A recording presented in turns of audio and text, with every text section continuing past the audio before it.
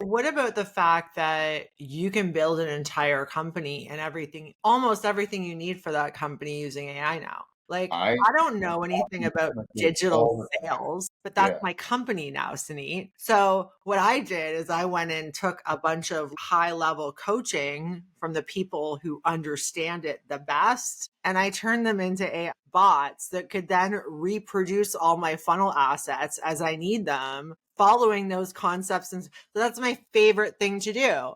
You just have to program things properly. Like you can't just, throw shit at the wall and hope it sticks, right? It needs Yeah. to come from somewhere. But like if I can do that, as going from 15 years as a real estate agent to having a digital company, like I built that with my one assistant because I used AI to do everything.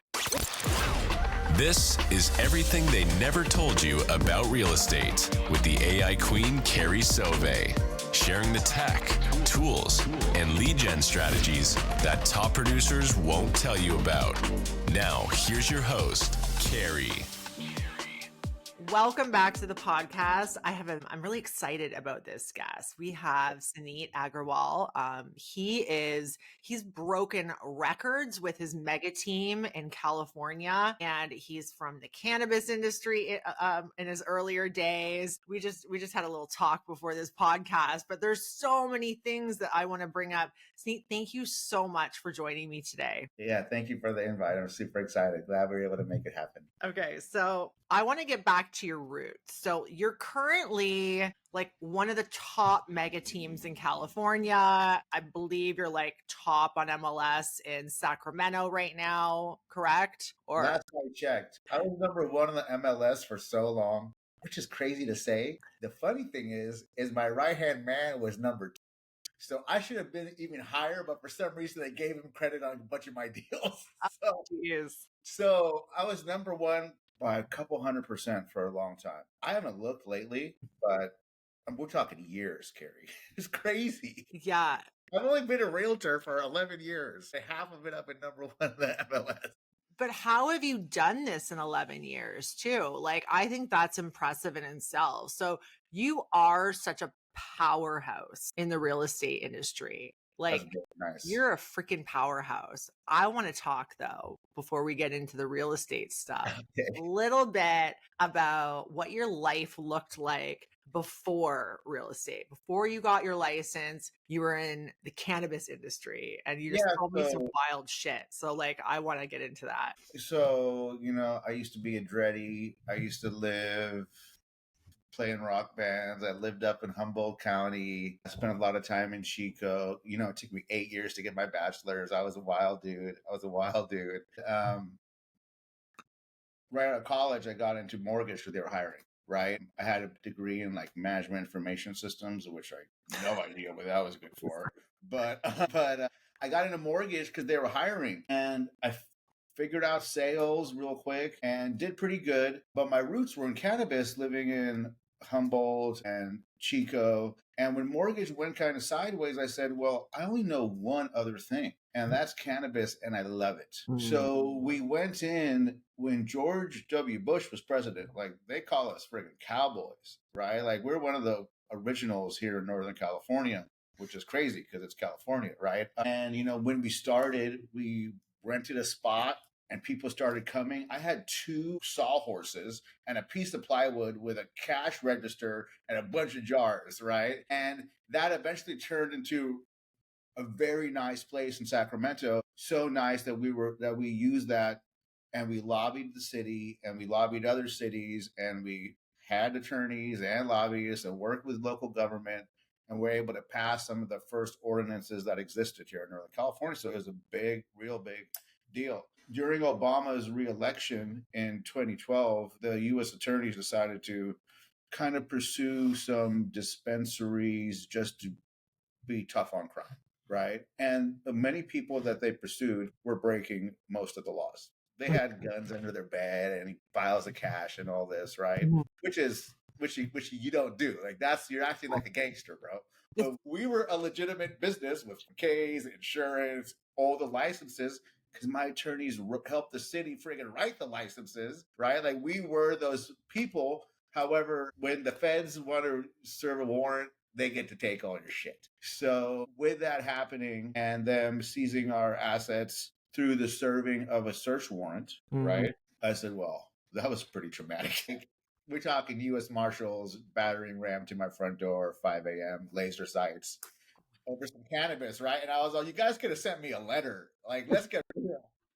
Like, you could call my office. Like, you really got to do all this? So, that left me kind of reeling. And, people talk about going broke, and I've had other challenges where, I've gone broke, right, in my professional career. But to go from like having money to not having money, like this, when the feds push a button, that's a whole different feeling.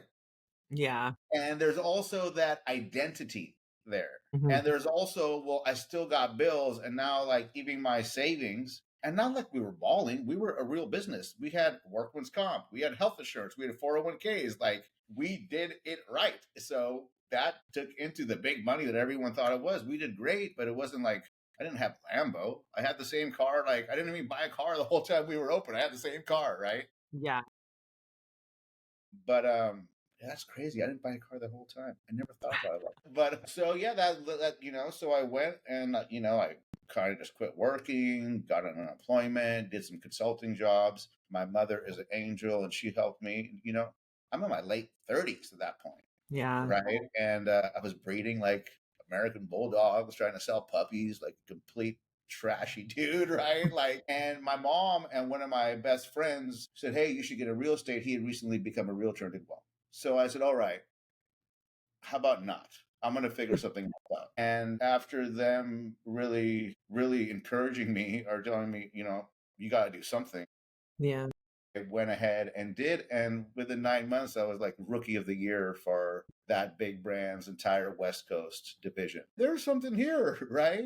All I did was really work my ass off. I bought some leads. I started doing a lot of videos on my cell phone and putting them on Facebook. Right. And that's what everyone was telling people to do that. I got really involved, the first year. Then the second year I was I kind of want to get back to cannabis. I want to start a business. Cannabis isn't happening. I'm going to start a team because why not? The second year agent, I stood up at the end of a cubicle and said, I'm going to start a team. Who wants to join? And 5 agents raised their hand. Yeah.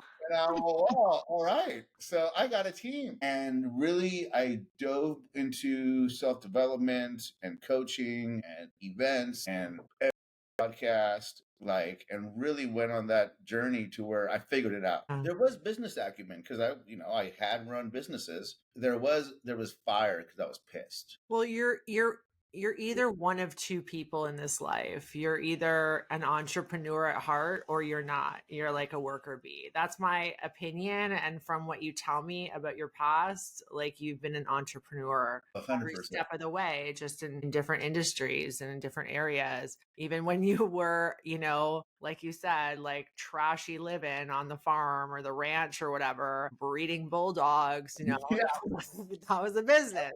I was trying to sell some shit. Yeah. Yeah. And you either have it or you don't. It's not something that's easily transferable to people that don't really have that. Me and my brother, dude, I am always the hustler, always the entrepreneur, and he's always the dude that just gets a job. Yeah. Okay, so I got a question around all this. So, number one, the top team in Sacramento. What's the one thing about being number one that absolutely sucks that nobody talks about? Give it to me. Well, for the longest time, I had a huge target on my back from the MLS, other agents, bunch of haters. The president of the MLS called me and said, you have more MLS complaints than anybody's ever had. I said, well, is that because I've had more listings than anybody's ever had? He goes, well, that too. I was all, there you go. Right. Yeah, I mean, that was the hard part. Yeah. If you were to, because we know everything's changing in the real estate world, and it has been for a while now. So what part of our industry do you think is completely broken? I mean, has anything really ever changed? Maybe just the mechanisms have changed, right? But the fundamentals, when I coach other team leaders and brokerage owners, like the fundamentals, I don't think have changed. Work hard, show up and be a professional, right? Be consistent, get back to people. The mechanisms around the technology and the mechanisms around like new forms or new rules. I'm in California, so it's all the legal shit they can throw at us. They totally do. Our contract like longer than any other state by a lot. Jeez. So that's what I think, right? Is like what's broken. I don't know if anything about the industry is broken. And look, like you could say that people come in maybe not knowing what they need to know, and there should be a higher barrier Right? of entry. Yeah, but let there be more agents. Like I'm not, give everybody a shot. If you take your shot, and if you fail, that's on you, right? More for me. I'll keep on being better. So it's a good growth opportunity. Yeah. So that's fair. Now we need to talk about my passion now, which is AI. Okay. So how are you using AI first of all, in your business, on your team, with your team? So like there's I had a Jasper account forever ago, right? Like Yeah. right. And I think I told you, I wrote the first Chat GPT course that came out. I wrote it the same week that Chat GPT came out. And we sold the hell out of it. 700 like things. Me and John Cheplak, we had that course to put it out. And, today I was using we have tools inside of the CRM. Like we've always automated everything. Yeah. The first things I used to talk about were automation within CRMs, right? Yeah. So there's some new tools that people are putting inside of the CRM that I use, Follow Up Boss, where they have tools where they listen to the calls, do the AI coaching, right? Which I think is good. There's this new tool that we're using that listens to the calls and acts as an agent's personal assistant. Yeah, I've heard of this one. Yeah, and I'm not going to say their names because I'm not going to give any free advertising to freaking anybody. But my agents are using that and they like it because it's mostly just a SMS kind of interface where they don't got to log into anything else, right? So on the team, I think the biggest opportunity for most agents and team leaders is to really produce more content. I mean, like at least do that if you care about selling shit, right? Like produce more content on every channel that you can. And let's talk about why too, because you need to be recommended by AI search engines and discoverable by AI search agents now. It's a different game. SEO is completely different. I was just on a call. One of my boys who owns a big marketing agency started AEO.co. So check that out. Part of the AI SEO, AI optimization, AI engine optimization. It's a thing though. Like this is a real thing for the agents who care about SEO optimization for their websites. This is a whole other bag of worms for them to have to consider, right? I just got off a big call with some huge marketers about that an hour ago. No, 45 minutes ago, where that was the whole call. That they're not specific to real estate, but however, we know this. One of the first plugins that ChatGPT launched was a Zillow plugin, right? So there is some point happening where Bobby and Sally are sitting home and they say, "Hey Siri, hey Alexa, hey ChatGPT, hey whoever, I want to go see 3 houses today in this neighborhood. Can you set up a tour?" Right. That day, I mean, look, you could have done that inside. You could have done a lot of that inside of the Zillow custom GPT when ChatGPT first came out. Can you try again? Okay. Yeah. Now my phone picked it up. Right. However, so that's very, hey, Alexa, hey Siri. It's going to pick it up every time. Like, hey, I want to sell my house. Who should sell it? Yeah. 100%.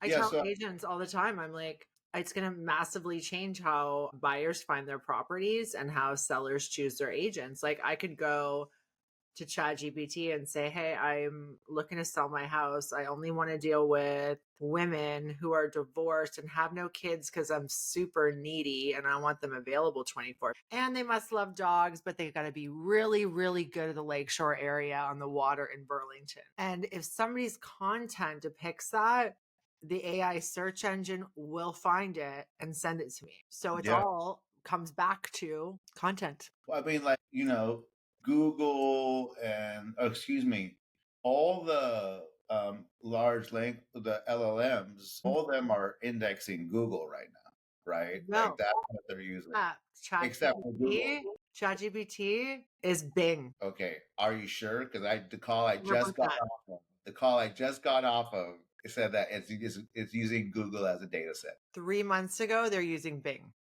They Okay, changed that in the last 3 months, but yeah, I think so because these are like guys who own like these companies. Said that. yeah, I don't know. We'll have to yeah. check it.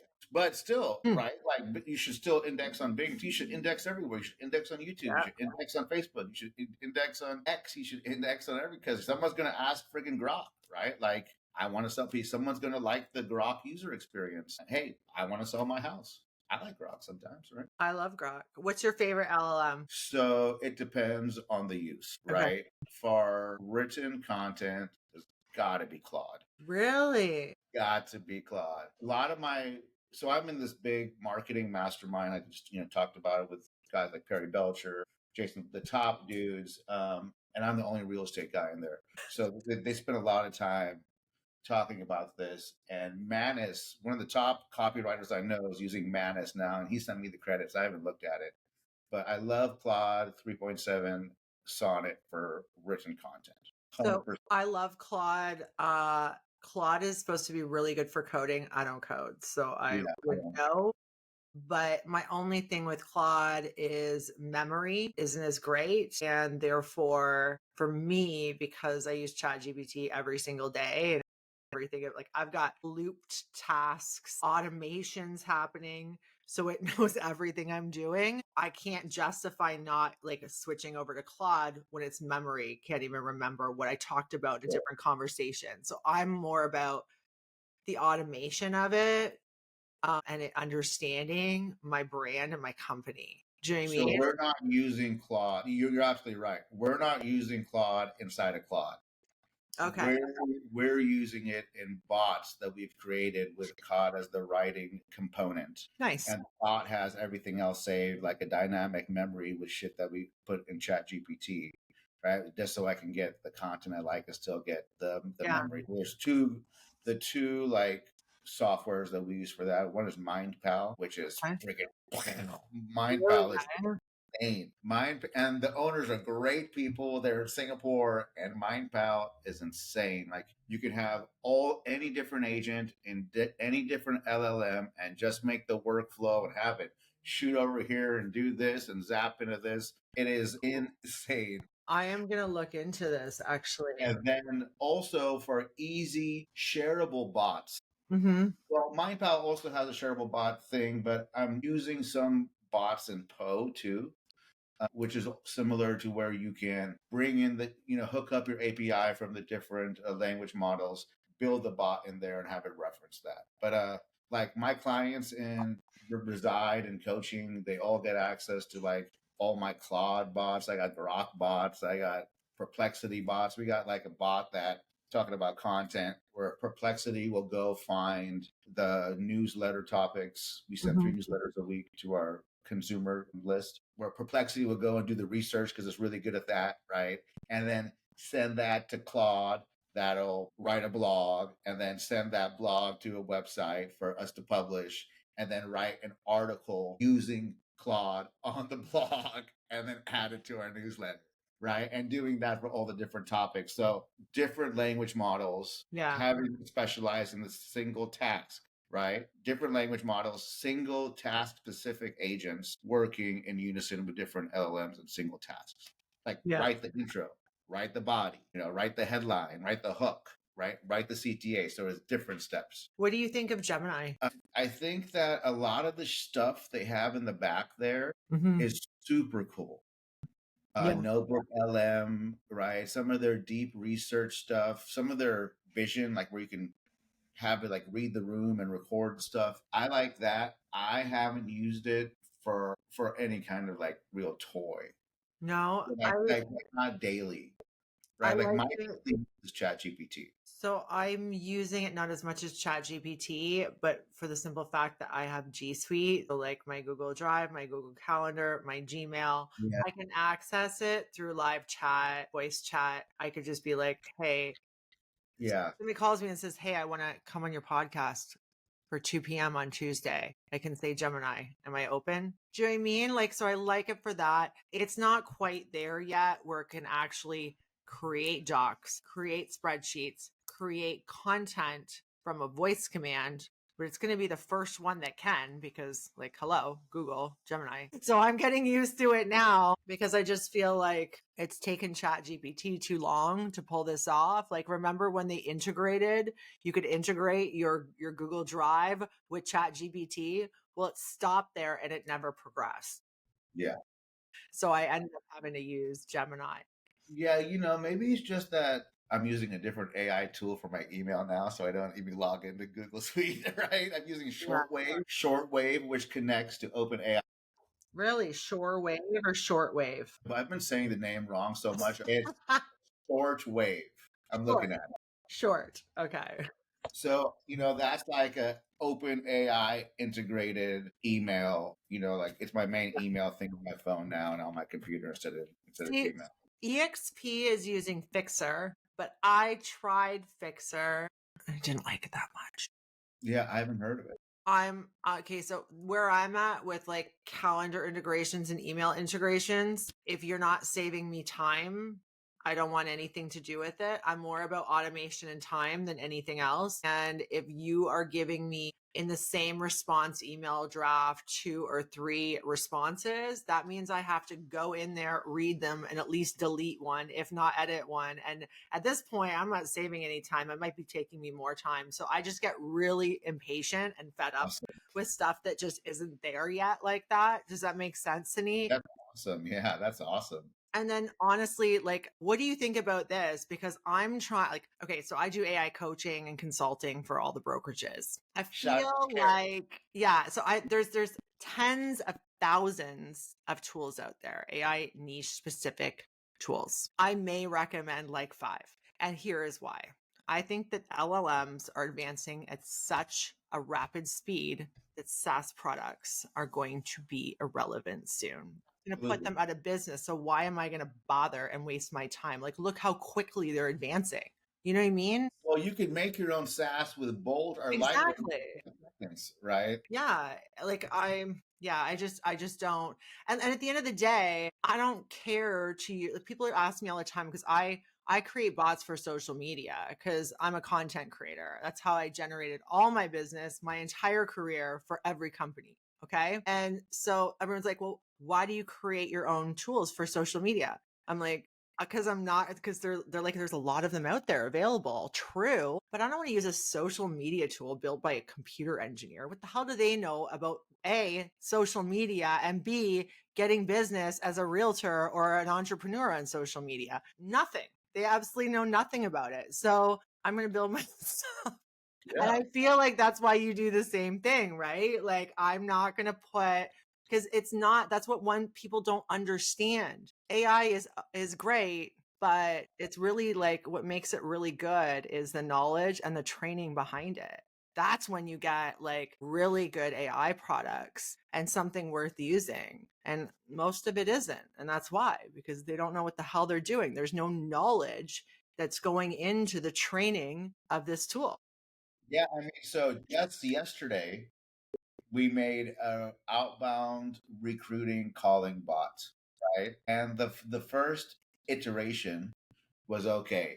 Let me tell you, that 14th one that I got yesterday, that thing is great, right? And not that, I don't know if it's legal to use without a proper opt-in anyway. But however, goes to what you say, like you got to train that. If you want something specific, you got to train to the specificity. And the cool thing is how I trained that bot is I took the transcript of every call and loaded it back into Chat friggin' GPT 4.0 and said, improve. Yeah. Improve. Yep. Absolutely. So like for the viewers and listeners, like, for AI, learn enough to be dangerous. Ask the AI to help you where you need help, and then leverage people like Carrie, or maybe you get some coder somewhere on Upwork to do some shit for you. But you could really at least shorten the delivery time in everything that you want to produce. Well, what about the fact that you can build an entire company and everything, almost everything you need for that company using AI now? Like, I I don't know anything about digital all the time. sales, but that's Yeah. my company now, Suneet. So, what I did is I went and took a bunch of high level coaching from the people who understand it the best, and I turned them into AI bots that could then reproduce all my funnel assets as I need them, following those concepts. And so that's my favorite thing to do. You just have to program things properly. Like you can't just, throw shit at the wall and hope it sticks, right? It needs Yeah. to come from somewhere. But like if I can do that, as going from 15 years as a real estate agent to having a digital company, like I built that with my one assistant because I used AI to do everything. I didn't know how to, write ads. I didn't know how to build what's a funnel. Okay, I first had to learn. You know what I mean? And now AI built it all for me. But you have to, it's a little bit more involved than how it sounds, but You got those awesome employees. I mean, look, same thing.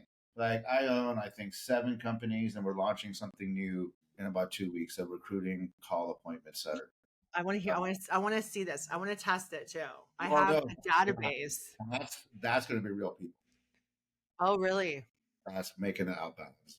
So But Suneet, I have a database of like 20,000 agents that I've accumulated over the last year. Obviously, I'm an agent attraction for my company, right? I'd like to talk to you about that. I think that would be yeah, but I mean, so is it a scraped list or is it an opted in list? no, It's it's probably opted in. It's opted in from my it's because opted that's what in. I do. I provide coaching to agents. So Yeah. So I mean, I would make sure that the opt-in is all good, and then it's I mean like we have all these different companies that we've helped really scale by using AI, not AI driven, but we've been able to scale more companies faster. Coaching, consulting, this other yeah, thing, right? The Reside platform, we've been able to scale that faster by using these tools, not in replace, but just scale faster, right? We still have great employees and virtual teams, but for what you're saying, like you could get a list, put it in Go High Level, create the workflow, have it text if the person doesn't answer, have it do an AI call. If the yeah. person answers the AI call and says no, have a workflow, another workflow that starts in 3 months and call and say something else. Like that's the kind of stuff that we're building right now, just for fun mostly, but who knows? Yeah. I love this. Tell me about your other companies. So, I've been coach, when you're number one in the 5th biggest economy in the world and speak on a lot of stages, people want to learn. So for the longest time, my mentor was John Cheplack. He's a coach, and he brought me on as a coach with him. So it's funny, the same year that I did over $1 billion in sales, top dog, one of the years I was top dog, I also did 1,001 coaching calls, right? Goodness. And also made a bunch of content, and all the content was written by Jasper. But then, so coaching got really big. My business here runs itself, thank goodness, from the systems I built, a lot of AI in there. And then coaching, we have our Reside platform too, which is a consulting company where we help teams scale with their agents and everything, and mortgage and some other stuff. That's been my passion. I'm always looking to be fulfilled in shit that I do. And like coaching and consulting has become really fulfilling. I like that. Okay, I got a question for you. So, what do you think the one piece of advice that most coaches and gurus are spewing out there that is total BS? The guru shit out there friggin' drives me crazy. Go read my Facebook or my Twitter and see how much shit I talk about gurus. Maybe because I'm Indian, I don't know. Ah, But hey, but I think for like the longest time, and I don't know what other people are saying anymore because I don't listen, right? But for the longest time, it was like get 7th level, like get out of production, like be the CEO, and like that's good until the market like has hella less sales and you get cracked in the face, right? And there was a lot of people I want to get out of production, like it's a friggin' merit badge or some kind of trophy, right? And people want to get in their friggin', their ivory tower. Oh, I'm the CEO. I saw a lot of people get cracked by that stupid ass thinking when the market shifted even a little bit. People having to sell assets, right? People having to get back on them streets and start slinging houses. Yeah. I've been out of production for many years, but yeah, dude, I have many other businesses and forms of income, right? So Yeah. when our production went down, and it definitely has, we don't do $1 billion anymore. Like those were the days, right? Shit ain't that easy anymore. Nor do I think I want to work that hard anymore. But yeah.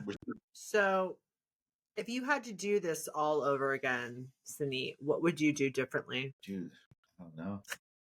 I mean, honestly, what would I do differently? I mean, there was a long time in this come up where I didn't lead a really healthy lifestyle. I'm pretty fit now, but I used to fucking tear it up. Like I drank a lot. I partied my ass off. I was really unhealthy. I was overweight, so I was able to do all this shit, a little hungover most days and lazy and tired from not exercising, right? So I think going back, if I was to do anything different, that would be it. Because otherwise, I mean, I feel fortunate. Lightning in a bottle. Like, I don't know what fucking happened. Yeah. It just worked out, right? Wow. I look back, the way I ran my real estate business was on social media, but I was also very social in my marketplace as well. Restaurant openings and events. I feel like just like you, like I operated with a little bit of a hangover every day. Yeah. I don't even know how I got through. Yeah, like COVID saved my life, man. I'm telling you. Yes, I drank bottles of wine every night, at least as far as I can remember. Most people fell off during COVID because they were bored. I finally got on the health train. I started running. I quit smoking for the first time. Yes, it's been multiple times, but COVID saved my life, which is crazy. Okay. I drank hella harder during COVID. Now I'm looking forward to seeing you in Sacramento when I'm there in September. So that'll be fun. Okay.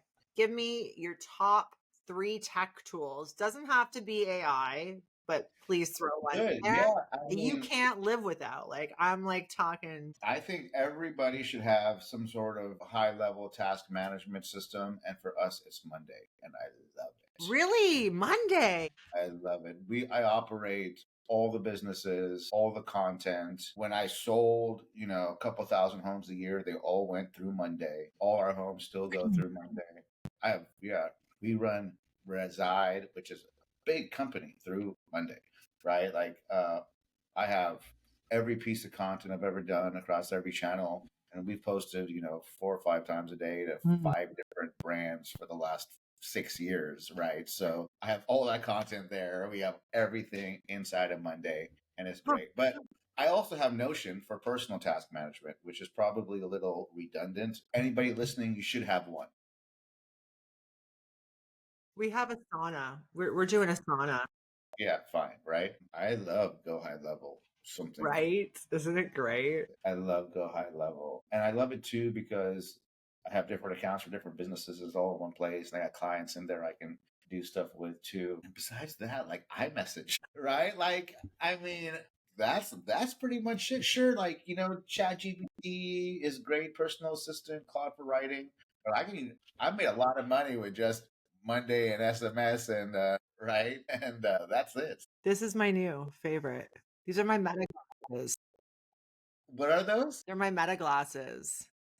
So I got really excited because now Meta launched the app, right? So with the app, there's more crossover and more advancements are going to come in terms of remembering everything you see, which is freaking wild, right?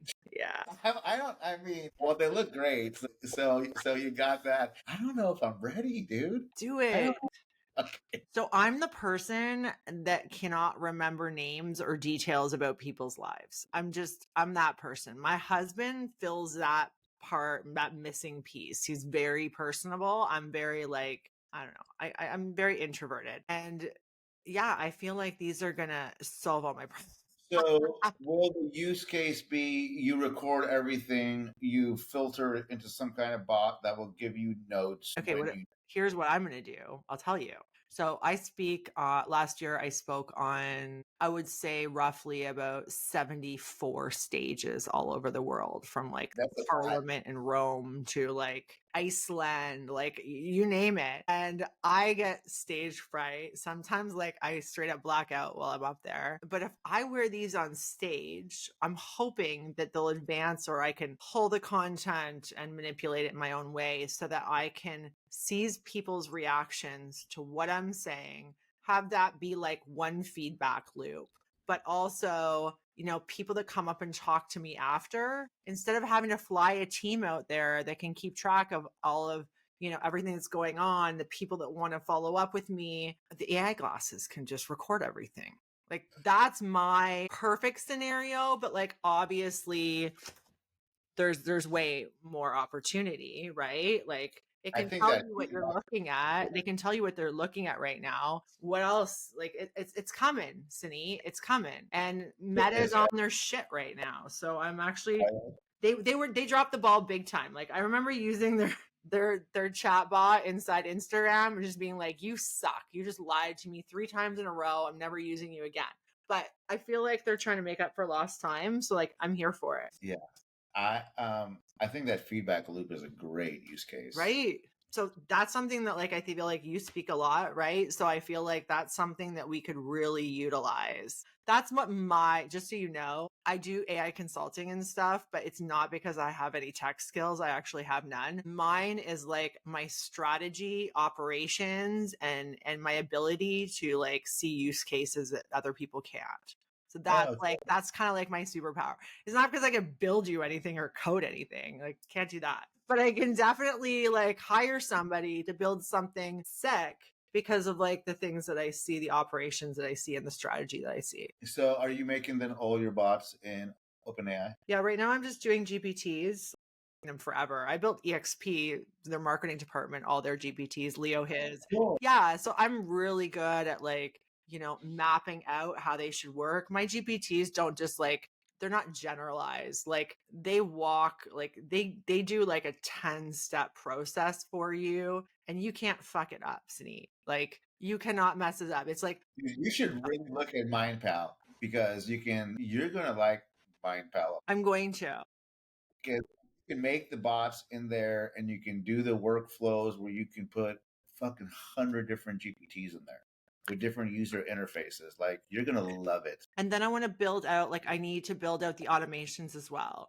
I've been using Zapier my entire real estate career, not very well, because like up until 2 years ago, it was a little rough, you know what I mean, for somebody with no tech skills. But now like Zapier's got its own AI, and like make.com just launched its own agents. Have you seen this? I don't mess with Make because I tried it a couple years ago, but I love Zapier. And, you know, I have a big virtual team where they do the shit. Well, Zapier has its own agents as well. So like that's like my summer goal is to really teach myself like the automation part of it, because that's what's going to make the really good agents, is the agents that can not just imagine it can like give you all of the killer content that you can always get with my GPTs, but now it can place it places for you. You know what I mean? Like that's the next step for me. Go get a MindPal account. Yes. I wrote that down when you said it. And I can introduce you to the owners to their one. Awesome. That would be great. Awesome. Well, do you have any last words of advice? Give some wisdom to our agents out there. They want to be Suneet. They're like, I want to sell $1 billion of real estate a year and I want to have a mega team. What are they going to do? I mean, you know, there's really no secret. I think, you know, kind of this is a good full circle moment to what we started, right? It's like, well, you're going to have to work hard. You're going to have to burn the boats. If you want growth, you have to understand that sacrifice, there's a cost, right? The cost of growth is some sort of sacrifice. It's maybe money, maybe social, maybe both, right? Maybe time. So you can't do everything, but you can do one thing really hard for some amount of time and build the shit that you need to, right? And, you know, I guess that's what happened to me. Went into self-development, worked my ass off, and work works. I love that. I love that. I don't care if you're sitting on a ranch breeding bulldogs right now. There's no freaking excuse. Get your ass your real estate license. Let's go. I mean, dude, I didn't have internet, so I'd have to go sit in the fucking parking lot of Starbucks and post their internet because I didn't have any money. There was no siding on the house. It was just mud and wire, right? My mom was paying the rent, right? Well, you are a success story, and congratulations on all your success. And I really look forward to nurturing this friendship because I can learn so much from you as well. Thanks. And we will see you in Sacramento. Thanks so much, Suneet. All right. Thanks, Carrie. See you.